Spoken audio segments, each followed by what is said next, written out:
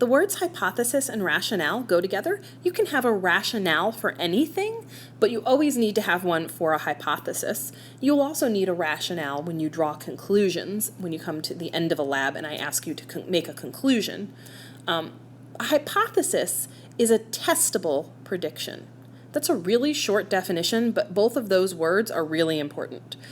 Your hypothesis has to be predictive. You should be saying, I think this is what's going to happen. And it has to be testable. There has to be some way you could experimentally determine whether your prediction is right or wrong. This is a very different definition than some students have been introduced to. Previous teachers may have defined hypothesis as an educated guess, and that's okay for the lower grades, but as you get more mature, I want you to think of it this way. It'll help you design better experiments, which is the whole point of having a hypothesis, is so that you can create an experiment to test out whether you're right or wrong. So your prediction has to be testable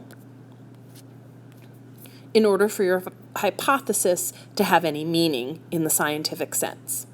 So, for example, if you look at the box after telling you that it was from the planet Zargo and telling you that you were going to get to use water and sand and salt to put in it, and a lot of you noticed that your boxes were dripping liquid. Your liquid might have been red, it might have been purple. After you looked at the box and all the materials you were given, and I told you it was a drink maker from the planet Zargo, I asked you to imagine what you thought the inside of that box would look like. I'm asking you to predict, if you could open the box up, what would it look like inside? Many students thought that the inside of the box would look like this. A straight tube that went from the bottom of that funnel down to the bottom of the box where the exposed part of the tube was. That's not a bad hypothesis, right? But why do you think that? Something's making you think that there's a tube in there. And you might think, well, it's obvious why I think that, but your rationale is putting in words why you think it. So here's an explanation of why you might think that. I think that the box has a single tube connecting the funnel at the top to the piece of tube at the bottom, because why else would we be given water to pour down it? Plus, I noticed that a liquid is dripping out the bottom, which indicates to me that something goes in the box and something else comes out. So there must be a passageway through the box. That is a rationale. Here are some other examples of hypotheses and rationales. Okay, here's an example. A student has a hypothesis. Butterflies prefer red flowers to white ones. This is a prediction that is testable. If I predict that butterflies will spend more time on red flowers than on white ones, I could design an experiment to test that. May not be easy. I'd need some butterflies, some red flowers, some white flowers. And then I would be able to set up an experiment to test that hypothesis. The rationale, it's not overly scientific, right? Look at the rationale. This person thinks this because of previous experience. This person has never seen butterflies on daisies, and daisies are white. So that's where the student got that idea from. Could the student be wrong? Absolutely. Is this weak evidence? Sure it is. There's lots of other white flowers. Maybe the daisy isn't a good butterfly plant, right? But this is the beginning of the scientific process of figuring out whether or not your assumption, you see how the student has an assumption, right, about butterflies and white flowers, is this assumption correct?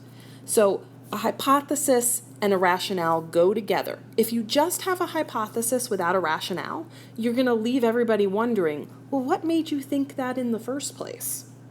Right? It shouldn't be random. One more example.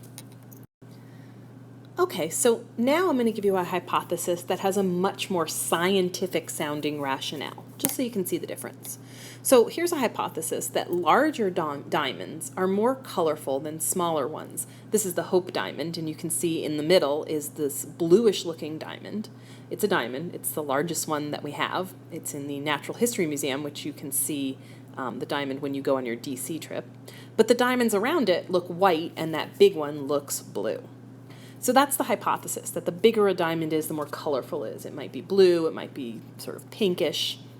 The rationale that this person has is that colors are caused by how light is reflected or absorbed. So this person must have some background knowledge about light and how it's reflected and absorbed. If you don't have that background knowledge, you can't have this rationale. And they went further. Smaller diamonds have many surfaces reflecting light, but larger ones do not. This person could actually go on and explain this in even more detail, but for you to understand it, you would have to understand light better, right?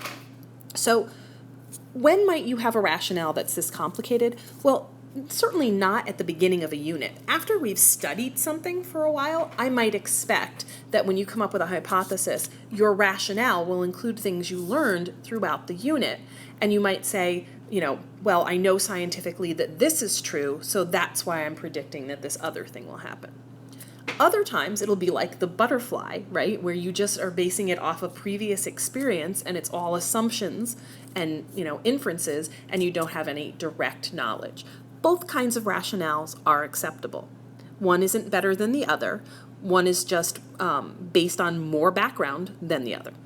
And depending on the situation, you might use something like the butterfly rationale or something like the diamond rationale. Okay, see you in the next tutorial.